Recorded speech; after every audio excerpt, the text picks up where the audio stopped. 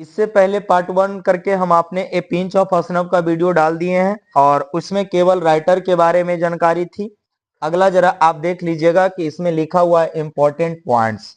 Important points का मतलब कि आप जो पढ़ रहे हैं किताब, वो पूरा किताब ना पढ़ के केवल वही चीज हम पढ़ रहे हैं जो एग्जाम पॉइंट ऑफ व्यू से काफी इंपॉर्टेंट है। कहने का मतलब रे बाबू कि एग्जाम पॉइंट ऑफ व्यू से बहुत ज्यादा इंपॉर्टेंट है और आप उसी पॉइंट को हम आपको सिखाने आए हैं, उसी पॉइंट को हम आपको पढ़ाने आए हैं। जरा देखिएगा कि क्या है लिखा हुआ है इंपॉर्टेंट पॉइंट्स में, यानी कि पिंच ऑफ असनफ का है ने बहुत सारे पॉइंट इसमें दिए हुए हैं। तो इन्हीं बातों को आपको याद रखना है और इन्हीं बातों को याद करके जितना भी आपका ऑब्जेक्टिव हो सके, इन्हीं पॉइंट को याद करके 2 नंबरिया क्वेश्चन बनाया जा सकता है। इन्हीं पॉइंट को याद करके आप समरी लिख सकते हैं और इन्हीं पॉइंट को याद करके आप एक्सप्लेनेशन बना सकते हैं। हम बार बार कहते हैं कि अगर आपको समरी लिखना है,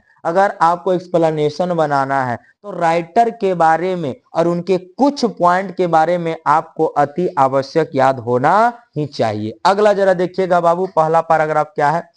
करा नानू काका is the maternal uncle of the narrator. देखो एक एक बात को समझते चलना। अभी हम आपको बोले कि पिंच ऑफ असनफ के राइटर का नाम है मनोहर मालगांवकर। क्या नाम है मेरे दोस्त? मनोहर मालगांवकर। लेकिन अब इन नानू काका कौन थे? तो आपको हम बता चुके हैं कि नानू काका उनमें मेन कैरेक्टर के रूप में काम करते हैं। मतलब पूरा कहानी जो इसमें दर्शाया गया है, वो पूरा मेन लीडिंग में जो काम कर रहे हैं वो हमारे नानू काका है। अब सुनिए कि क्या करा कि नानू काका जो है वो जो वक्ता, सुनिए नरेटर का मतलब होता है वक्ता, नरेटर का मतलब वक्ता, वक्ता का मतलब कि जो लेखक है जो बोल रहे हैं वो कहते हैं नरेटर का मतलब वक्ता, यानी कि जो यहाँ पर बोलने वाले हैं, जो इस कहानी को लिखने वाले हैं उनका। अगला मैटरनल अंकल का मतलब जो हम लोग मामा बोलते हैं, मामू जिसको हम लोग कहते हैं पूरा देहाती भाषा में मामू।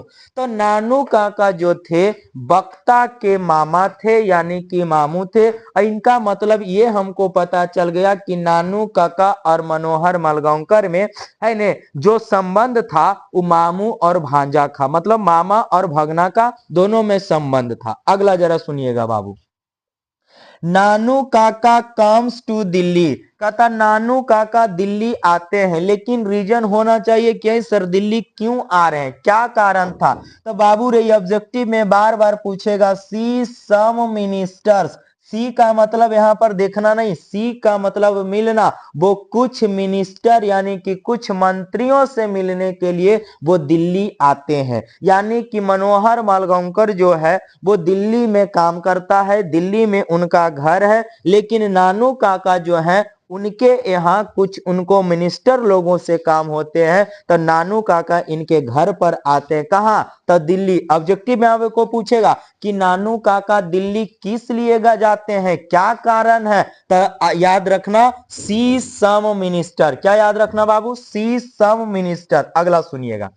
नानू काका ट्रेवल्स विथ अ किटेन। एक बात को याद कर लेना इस पॉइंट को, किटेन का मतलब होता है बिल्ली का छोटा बच्चा। यानी कि जब नानू काका दिल्ली मिनिस्टर से मिलने आए तो उस समय अपने साथ में एक बिल्ली का छोटा सा बच्चा लेके आए थे। और ये जो है वो फ्री में, मतलब कि ना इनका भाड़ा लगा ना तो कुछ लगा, और ये फ्री में नानू काका के साथ में ट्रेन पर सफर करने लगे। यहीं से एक बात और समझ लेना रे बाबू मेरे दोस्त, पूछेगा ऑब्जेक्टिव में कि नानू काका के पास टिकट जो ट्रेन का था वो कौन से एसी का था, क्योंकि एसी में आए थे, और कौन से एसी में वो सफर किए थे। यहां से जरा सुनिएगा, टिकट उनके पास में था थर्ड क्लास का। कौन बाबू?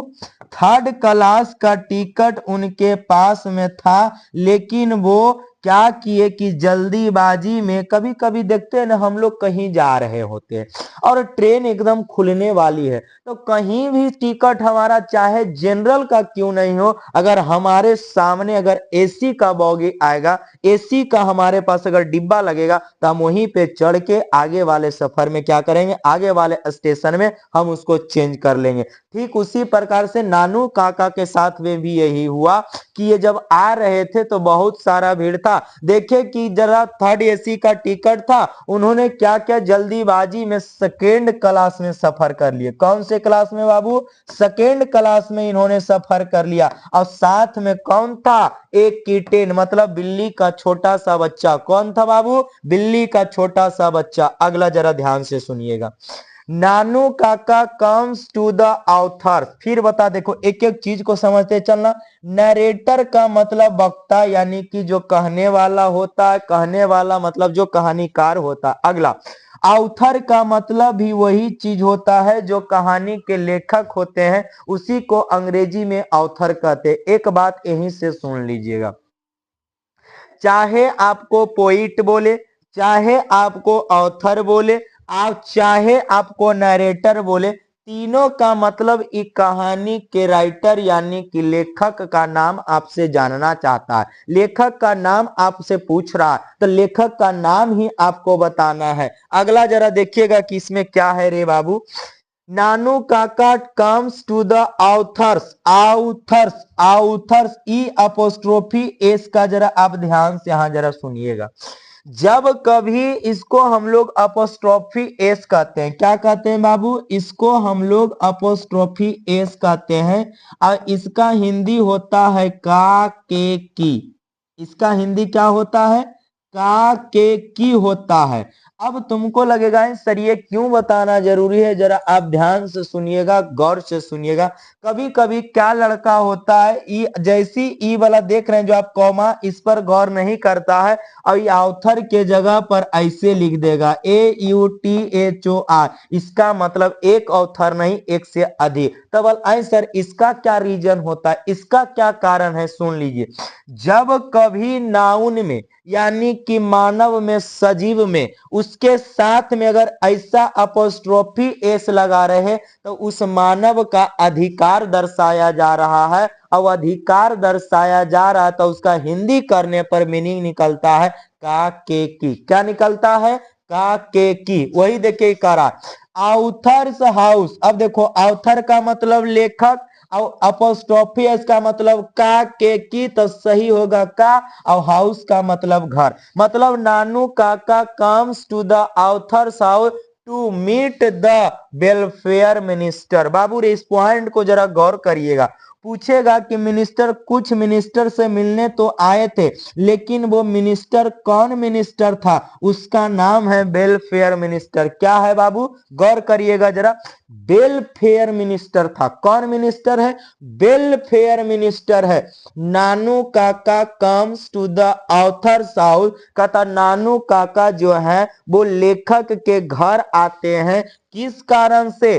To meet the welfare minister, मतलब कि वो वेलफेयर मिनिस्टर से मुलाकात करने के लिए आते हैं। दो चीज समझना, अगर पूछे सी तो सम मिनिस्टर, अब पूछे मीट तब याद कर लेना मीट किससे मिलने, तब वेलफेयर मिनिस्टर। कौन मिनिस्टर? Welfare minister. अगला सुनिएगा। द ऑथर, देखिए फिर यहां ऑथर लिखा हुआ मतलब लेखक। Was an under secretary on probation. Babu Ray is point को बार बार दोहराया जाता है, पूछा जाता है, आप जरा गौर करिएगा। पूछेगा कि ही द ऑथर, मतलब कि मनोहर मालगांवकर जो था वो क्या था? दिल्ली में रहता था तो क्या नौकरी करता है, उन नौकरी का इसमें जिक्र किया गया है, और नौकरी है अंडर सेक्रेटरी, मतलब जो सचिव के नीचे वाला पद होता है, अवर सचिव जिसको कहते हैं, वही सचिव के पद अंडर सेक्रेटरी जो था ऑन प्रोबेशन। ये प्रोबेशन का मतलब क्या होता है कि परमानेंट जॉब नहीं था।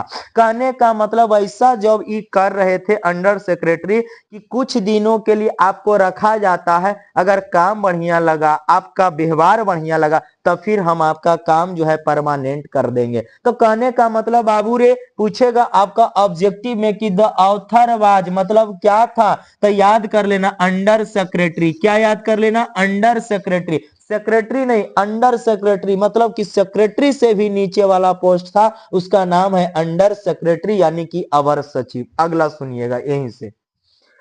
मदर इनफॉर्म्स कहता मां सूचित करती है अबाउट नानू काका विजिट। देखिए फिर यहाँ पर अपोस्ट्रोफी है, तो नानू काका का विजिट का मतलब आना, मतलब आगमन जिसको कहते हैं। मतलब मां ने मनोहर मालगांवकर को सूचित किया, इन्फॉर्म किया कि अरे बाबू आपके मामा जी आ रहे हैं, आपके मामा जी आने वाले हैं। तो याद करिएगा, पूछेगा कि बताओ कि मनोहर मालगांवकर को कौन ऐसा व्यक्ति था जो उनके मामा को यानी नानू काका के आने का खबर बताया, तब वो थी माँ। कौन था बाबू? माँ था। अगला जरा सुनिएगा। नानू काका वाज टू स्टे। कहता नानू काका, स्टे का मतलब रुकना, ठहरना जिसको कहते हैं। कहता नानू काका रुके कितना दिनों के लिए? 2 और 3 डेज ओनली, मतलब 2 से 3 दिनों के लिए वो वहां रुकने के लिए गए थे। कहा? अपने बहन के घर यानी कि अपने भांजा के घर दिल्ली। पूछेगा आपसे कि बताइए नानू काका कितना दिनों के लिए वहां ठहरने के लिए गए थे, तो 2 से 3 डेज ओनली। एक क्वेश्चन और यहीं से आपसे कह सकता है कि एक बात बताइए कि जो हमारा राइटर है मनोहर मालगांवकर साहब, वो अपने नौकरी से कितना दिन का लीव लिया था, कितना दिन का छुट्टी लिया था? तो आपको याद करना है, अनु काका आ रहे हैं और मम्मी ने उनको बताया कि 2 से 3 दिन रुकने वाले हैं, तो वो अपना छुट्टी मात्र और मात्र 2 दिन लिया था। कितना दिन रे बाबू? 2 दिन लिया। तो दोनों चीजों को आपको याद करना है। यहां तक क्लियर है आपको? जरा देखिएगा, अगर यहां तक क्लियर हो गया है रे बाबू, और देख रहे हैं कि आपको हम लगातार हर चैप्टर को इसी तरह से नोट्स हम आपको प्रोवाइड करते आ रहे हैं, तो ऐसा अगर आपको अच्छा लग रहा है इस पॉइंट को, तो आप इस वीडियो को अपने दोस्तों के पास है ना ज्यादा से ज्यादा आप शेयर करिए, ताकि ऐसे शेयर करने से, लाइक करने से हमारा भी है ना मनोबल बढ़ता है, और जब मनोबल बढ़ेगा तो इससे भी बढ़िया हम आपके लिए काम करेंगे, है ना। इससे भी बढ़िया हम आपके लिए तगड़ा तगड़ा कंटेंट हम आपके सामने लेकर आएंगे। चलिए अगला जरा देखिएगा बाबू। आगे लिखा हुआ है कि द नरेटर, देखो यहीं पे देखो लिखा हुआ है, नरेटर बोले, ऑथर बोले, राइटर बोले, ये तीनों का मतलब एक चीज होता है, और तीनों का मतलब होता है कवि। तीनों का मतलब क्या होता है जी? तीनों का मतलब होता है कवि।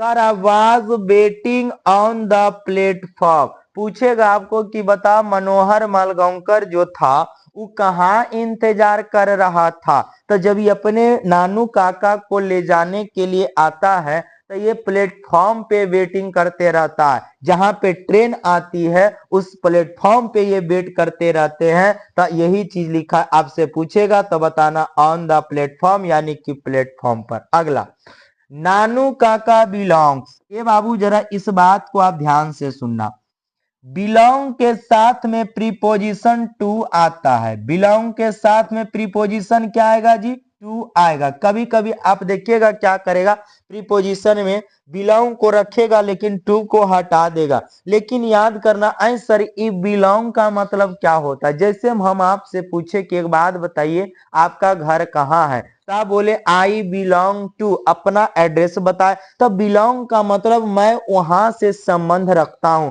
हमारा संबंध है जो फलने जगह से है। तो कहने का मतलब करा नानू काका बिलोंग्स टू महाराष्ट्र, यानी नानू काका कहां से बिलोंग करते थे, कहां से इनका संबंध था, उस जगह का नाम है महाराष्ट्र। कहां से रे बाबू? महाराष्ट्र। और जब महाराष्ट्र पूछे तो याद कर लेना महाराष्ट्र का को जो भाषा है वो है आपका, आगे देखिए इनमें लिखा है एंड स्पीक्स मराठी, मतलब उनका घर महाराष्ट्र था और वो स्पीक यानी कि बात करते थे मराठी में। कौन से बात में करते थे बाबू? मराठी में बात करते थे। कब? During abusing. देखिए सुनिए क्या कहानी है कि मान लिया जाए कि हम लोग कहूँ लंदन चल जाए, कितना घूमने के लिए चाहे अंग्रेजी एकदम पूरा फ्लुएंटली हम लोग बोले, लेकिन जब कभी अगर वैसा इमरजेंसी आ जाए, किसी से हमें लड़ाई झगड़ा हो जाए, है न, आपातकालीन चीजें आ जाए, तो उस अवस्था में अंग्रेजी नहीं बुझाएगा,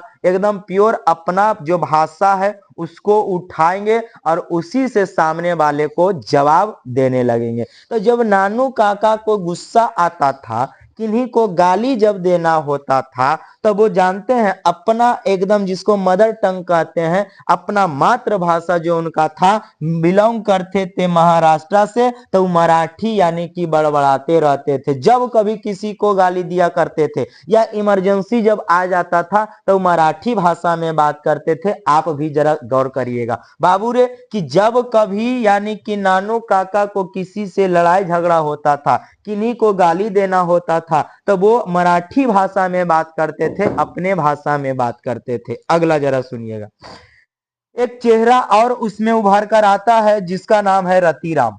क्या है बाबू? रतिराम। सुनिएगा जरा, कहता Ratiram was the son of Sohanlal. कहता रतिराम जो था उस सोहनलाल का बेटा था। किसका बेटा था बाबू? सोहनलाल। आगे इसी में सोहनलाल के साथ में रतिराम को भी जोड़ेगा। तो याद कर लेना कि आपका ये जो रतिराम जो था उस सोहनलाल का बेटा है। पूछेगा आपसे कि बताइए ये रतिराम जो था वो कौन था? तो याद कर लेना सोहनलाल का बेटा। किसका बेटा बाबू? सोहनलाल का बेटा। रतिराम जो था उस सोहनलाल का बेटा है। अगला जरा सुनिएगा यहीं गौर से, नानू काका was standing on the doorway. Doorway का मतलब दरवाजा, जिसको आप लोग कह सकते हैं चौकट वाला दरवाजा, जहां पे मतलब दरवाजा के एकदम बीचों बीच चौकट पे। Of a second class carriage, carriage का मतलब बॉगी, जो मतलब जब ट्रेन से वो आए तो मनोहर मालगांवकर क्या देखा कि अरे उस सेकेंड क्लास के डिब्बे के यानी कि बॉगी में वो खड़ा है, उनको प्रतीत हो गया, वो दिखाई दिए। तो वही आपसे कह रहा है कि Nanu kaka was standing on the doorway of a second class carriage. Babu Ray हमें आपको बताया कि थर्ड क्लास का उनके पास में टिकट था, लेकिन सफर जो यात्रा जो किए वो सेकेंड क्लास से किए। कौन से क्लास? सेकेंड। हाँ था टिकट थर्ड क्लास, लेकिन किए थे सेकेंड क्लास से। अगला जरा गौर करिएगा, नानू काका ऑफेन है ने use to wear a Jodhpuri coat. यानी कि नानू काका है ने प्राय अक्सर वो जोधपुरी कोट पहना करते हैं। मतलब जो कह रहा है कि नानू काका, कभी कभी आप देखिएगा कि कोई आदमी का वैसा शौक है ने, कहीं पार्टी हो गया, कहीं कुछ हो गया, जैसे शादी हो गया और शादी में जो 3 पीस सूट होता है उनको रख ले रहेगा। कहाँ? जब भी कहीं पार्टी हुआ आराम से उन्हीं को पहनेंगे और निकल देंगे। तो ठीक उसी प्रकार से नानू काका जी जो थे, ये नानू काका हमेशा यानी कि नहीं प्राय कभी कभार use to wear a Jodhpuri coat, यानी कि ये जोधपुरी कोट पहना करते थे। पूछेगा आपसे कि बताइए नानू काका यानी कि अक्सर प्राय कौन से कोट पहना करते थे? तो जोधपुरी कोट पहना करते थे। कौन सा कोट बाबू? जोधपुरी कोट। अगला जरा सुनिएगा, इन अ लिंग्विस्टिक इमरजेंसी, कहता है कि जब एकदम आपातकालीन अवस्था आ जाता था, एकदम इमरजेंसी आ जाता था। अभी हम आपको बताए थे कि मान लिया जाए किसी से लड़ाई झगड़ा हो गया, तो थोड़े ना हम अंग्रेजी में, जब तक हम अंग्रेजी में ये बात सोचेंगे तब तक सामने वाला इतना बात बोल के चल जाएगा। तो यानी कि अपने भाषा में है ने जी बोला कि जब भी कभी इमरजेंसी पड़ता है, Nanu Kaka always turn to his mother tongue, यानी कि वो अपने मातृभाषा में बात करते हैं। कौन से भाषा में बाबू? मातृभाषा में। जरा इस गौर करिएगा, पूछेगा आपसे कि बताओ जब इमरजेंसी पड़ता है तो नानू काका कौन से भाषा में बात करते हैं? तो याद कर लेना मदर टंग। अब पूछेगा भाषा कौन है? तो मराठी, क्योंकि बिलोंग कहां से करते हैं? महाराष्ट्र से, इसलिए भाषा उनका है मराठी। यहां तक बात आपको समझ में आई? एक एक बात समझते चलना दोस्त, क्योंकि जब तक अगर कंसेप्ट क्लियर नहीं होगा तो रिजल्ट क्लियर नहीं होगा। कंसेप्ट को क्लियर करना बहुत जरूरी है। चलिए आगे जरा देखते हैं, अगला पैराग्राफ पे आइएगा आप लोग। लिखा हुआ है कि नानू काका was bearing a red silk turban. देखो टर्बन का मतलब पगड़ी जिसको हम लोग कहते हैं। पूछेगा आपको कि बताइए, सबसे पहली बात कि वो जोधपुरी कोट पहनते थे, अभी अभी आपको हम चर्चा किए। नानू काका वाज बियरिंग, बियरिंग का मतलब पहनना, ए रेड सिल्क टर्बन मतलब कि लाल कलर का सिल्क का वो पगड़ी बांधते थे। मतलब जोधपुरी कोट जब पहनते थे तो सिल्क का लाल कलर अपना सर पे पगड़ी बांध के रखते थे। उनका पहचान किनका, नानू काका का पहचान बता रहा है। अगला जरा सुनिएगा, नानू काका रोट, ये देखिए राइट का V2 है रे बाबू। राइट का मतलब लिखना, रोट का मतलब लिखा, और रिटेन जो अभी आपको हम बताए थे WRITN, रिटेन जो आपका V3 है, तो रिटेन का मतलब लिखा गया। तो लिखा हुआ नानू काका रोट अ चेक, कहता है नानू काका ने लिखा, क्या लिखा, ए चेक, एक चेक पर फॉर 1000 रुपीज। मतलब कि जब कभी क्या हुआ कि नानू काका जो थे ये अपना पर्सनल गाड़ी कार खरीदना चाहते थे। क्यों, क्योंकि इनको पता था कि अगर कोई मिनिस्टर से मिलना है तो एकदम पूरा हाव भाव में जाना चाहिए। देखिएगा अक्सर हम लोग भी ऐसा करते हैं कि अगर किन्हीं मिनिस्टर से, किन्हीं मंत्री से मिलना है तो एकदम रॉयल होके जाना है। क्यों,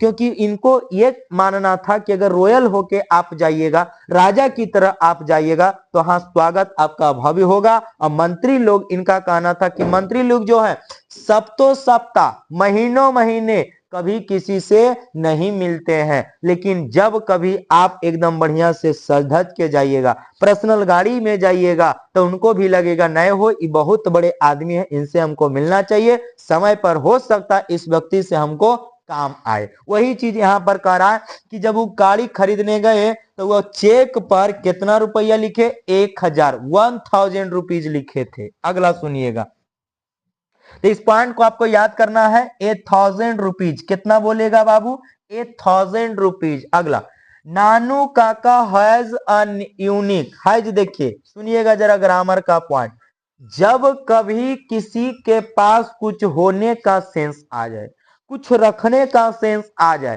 तो उस अवस्था में सब्जेक्ट के साथ में दो शब्द का प्रयोग होता है, दो क्रिया का प्रयोग होता है, दो वर्ब का प्रयोग होता है, उसका नाम है हैव और हैज। क्या नाम है दोस्त, हैव या हैज। अब जरा देखिएगा, आपको पता होना चाहिए कि हैज जो है वो सिंगुलर आपका है, लेकिन हैव जो आपका है प्लूरल है। अब एक बात आपको हम बताते हैं, जरा ग्रामर का पॉइंट यहीं पे समझ लेना। अगर आपको क्रिया को पकड़ना है कि क्रिया सिंगुलर कैसे है और कौन क्रिया प्लूरल है, तो एक फॉर्मूला हम आपको बता देते हैं, जरा उस पर गौर करिएगा। जब कभी वैसी क्रिया जिसके अंत में एस लगा हो या ई एस लगा हो, सुन लीजिएगा जरा ध्यान से बाबू, वैसी क्रिया चाहे वो कोई क्रिया हो, मेन क्रिया हो, चाहे आपका एक्जुलरी क्रिया हो, मतलब आपका मेन वर्ब हो, चाहे आपका सहायक हो एक्जुलरी वर्ब हो, तो उस अवस्था में अगर आपको सिंगुलर और प्लूरल छांटना हो, तो जब कभी क्रिया के अंत में एस या ई एस लग जाए, कोई भी क्रिया हो, समझ लेना कि वो सिंगुलर है, 100% की गारंटी है। और सिंगुलर समझ लेना तो उसके साथ में वर्ब भी, सॉरी सब्जेक्ट भी कैसा आएगा, सिंगुलर। जब क्रिया सिंगुलर तो सब्जेक्ट कैसा, सिंगुलर, और जब क्रिया प्लूरल तो सब्जेक्ट कैसा, प्लूरल होना चाहिए। अब मान लिया जाए फॉर एग्जांपल में, जरा आप देखिएगा, गौर करिएगा, हैज के अंत में एस है रे बाबू, सिंगुलर होगा। इज के अंत में एस लगा है, सिंगुलर होगा। वाज के अंत में एस लगा है, सिंगुलर होगा। अगला जरा देखिएगा, WRITES, इसके अंत में एस लगा है, सिंगुलर होगा। DOES, इसके अंत में ES लगल है, सिंगुलर होगा। देख लिए ना प्रूफ, यानी कि कोई भी वर्ब आपके साथ में रहे, चाहे वो मेन वर्ब हो, चाहे एक्जुलरी वर्ब हो, अगर उसको सिंगुलर पहचानना है तो एक बात को याद रख लेना कि उसके अंत में एस या ई एस लगा होगा। 100% गारंटी है कि वो क्या होगा, तब वो सिंगुलर होगा। कौन सा वर्ब होगा, सिंगुलर वर्ब होगा। यहां तक क्लियर बाबू। अगला सुनिए, यही चीज कह रहा है कि हैज यानी कि जब कभी किसी के पास में कुछ होने का सेंस दे, कुछ जैसे हम आपको बोले कि मेरे पास एक कलम है, तो ये मेरे पास कुछ होने का सेंस दिया, तो यहां पर लिखेंगे आई हैव अ पेन। जैसे आपके पास एक मोबाइल है, आपके पास एक मोबाइल है, तो you have a mobile. Radha के पास एक गाड़ी है, राधा हैज अ कार। बउआ रे, जब कभी किसी के पास कुछ होता है, वही करा कि नानू काका हैज अ यूनिक क्वालिटी। कहता नानू काका के पास में, यूनिक का मतलब अनोखा, क्वालिटी का मतलब गुण, मतलब एक अनोखा गुण था। क्या था? ऑफ टेलिंग लाइज, मतलब झूठ बोलने का। सुनिए कैसे कि जब कभी मंत्री से मिलने गए, तो मंत्री आदमी, आपको भी पता होगा, हमको भी पता है कि उनसे मिलने के लिए है ने इतना आसान नहीं है। जब कभी उनके आवास पर गए, तो फलना मंत्री जी इधर बिजी हैं, वो मंत्री जी ये काम कर रहे हैं, मंत्री जी दिल्ली जा चुके हैं। तो ये क्या किए कि मंत्री से भी तेज निकले, ये अपना दिमाग लगाए, अपना चालबाज किए, अपना चाल चले, और वो बहुत सारा झूठ बोलने का प्रयास किए। किसमें? इस जो आप देख रहे हैं तीन चौक असनफ में, यानी कि स्टोरी में। तो वही कह रहा है कि नानू काका has a unique quality of telling लाई, मतलब उनको झूठ बोलने का एक अनोखा क्या था? गुण था। अगला सुनिएगा बाबू। नानू काका हैड अ टिकट। कहता नानू काका के पास एक टिकट था। क्या टिकट था? देखिए, हैव हैज प्रेजेंट को शो करेगा कि मतलब मेरे पास में है ना, उसके पास में है। लेकिन जब कभी मेरे पास पहले था, पास्ट में, लेकिन अब नहीं। एक बात बताओ, हम अगर ऐसा बोले कि हमारे पास में एक गेंद था, इससे क्या आपको पता चलता है कि प्रेजेंट में नहीं है, पहले था? कभी कभी आप देखिएगा गांव में, घर में आदमी कोई कुछ ऐसा लोग बोलेगा कि अरे हमारा बाप दादा के पास में कम से कम 6 बीघा जमीन था, मतलब कि अभी उनके पास में नहीं। तो जब कभी वैसा चीज जो पास्ट में था, अब नहीं है, लेकिन कुछ होना, रहने का सेंस था, कुछ होने का सेंस था, तो उस अवस्था में सारे सब्जेक्ट के साथ में हैड का प्रयोग कर लेना। जैसे मेरे पास समय था, मतलब अभी नहीं है, तो आई हैड टाइम। अगला रे बाबू, अगर मान लिया जो हम बोले मेरे पास मुर्गियां थी, मतलब अब मुर्गियां नहीं है, तो आई हैड हेन्स। तो जब कभी पास्ट में वैसा चीज जब दर्शाया जाए कि पहले तो था लेकिन अब नहीं है, तो सारे सब्जेक्ट के साथ में हैड का प्रयोग कर लेना। कहता नानू काका हैड अ टिकट। कहता उनके पास एक टिकट था फॉर थर्ड क्लास। कौन सा क्लास? हम आपको बता चुके हैं कि थर्ड क्लास का उन्होंने टिकट लिए। लेकिन एंड ही ट्रेवल, ट्रेवल का मतलब यात्रा करना, इन सेकेंड क्लास, यानी कि वो द्वितीय श्रेणी में चल आए थे। यात्रा कौन से बाबू क्लास में किए? सेकेंड में। लेकिन टिकट तो कौन था? थर्ड क्लास का था। याद कर लेना इस पॉइंट को। अगला सुनिएगा। The minister fixed. फिक्स्ड का मतलब एकदम पुराने, आप लोग कहते रहे आज तो हमारा ये बात काम करना एकदम फिक्स है ने, मतलब करना ही करना तय है। कहता है the minister fixed his daughters marriage. सुनिएगा बाबू, अब आपको पर देखिए, इसीलिए हम समझाएं, कई बार ये आ गया। डॉटर का मतलब बेटी, और मैरिज का मतलब विवाह, आई अपोस्ट्रोफिस का मतलब काके की, तो बेटी की विवाह, बेटी की विवाह। कहता मिनिस्टर जो था फिक्स्ड किया हिज डॉटर मैरिज, यानी अपने बेटी की शादी, टू द प्रिंस ऑफ निनौर। बाबू रे, एक राजा है, उस राजा का नाम है निनौर। क्या नाम है? निनौर। याद करिएगा, प्रिंस का मतलब राजा, लेकिन राजा कहाँ का है? प्रिंस जो है, राजा है, वो निनौर का राजा है। कहता मिनिस्टर जो फिक्स किया, तय किया, हिज डॉटर, अपनी बेटी का शादी किनसे? वो कहाँ का राजा था? निनौर का राजा था। कहाँ का राजा? निनौर के राजा से जो मंत्री था, वो अपने बेटी का शादी फिक्स कर दिया। इसका कुछ रीजन होगा, आगे जरा सुनिएगा। नानू काका विजिटेड। विजिटेड का मतलब भ्रमण करना, मतलब घूमना। The welfare minister to become the astrologer of Ninaur. कहने का मतलब है रे बाबू कि जो नानू काका वेलफेयर मिनिस्टर था, मिनिस्टर कौन था बाबू? Welfare minister. तो वही होना चाहिए, यहाँ पर मिनिस्टर जो था वो वेलफेयर मिनिस्टर होना चाहिए कि the welfare minister fixed his daughters marriage to the prince of Ninaur. तो Nanu kaka visited the welfare minister to become the astrologer of Ninaur. मतलब निनौर का वहां पर एस्ट्रोलॉजर बन के गए। एस्ट्रोलॉजर का मतलब रे बाबू कि उसको कहते हैं जो हाथ देखता है, आपका भविष्य जो बताता है, भविष्यवाणी करने वाला होता है। यानी कि कहने का मतलब है कि एस्ट्रोलॉजर बन के गए, कहाँ के? तो निनौर का बन के गए। तो आपसे पूछेगा कि एक बात बताइए, नानू काका एस्ट्रोलॉजर कहाँ का बने? तो निनौर का। याद करिएगा वेलफेयर मिनिस्टर जो अपने बेटी का शादी किया, वो प्रिंस जो था वो कहाँ के था? कहाँ का? तो निनौर का। कहाँ के रे बाबू? निनौर का। यहाँ तक किसी को कोई बात रे बाबू समझ में आ रहा है? एक एक करके एकदम धीरे धीरे हम आपको पढ़ा रहे हैं, चीजों को एक एक चीज को समझाते चल रहे हैं। अगर सेशन अच्छा लग रहा है तो प्लीज इसे शेयर करिए, लाइक करिए, है ना? ज्यादा से ज्यादा आप हमको प्यार दीजिए, फिर बाद में हम आपको वही प्यार को लौटाएंगे, है ना? सूद समेत।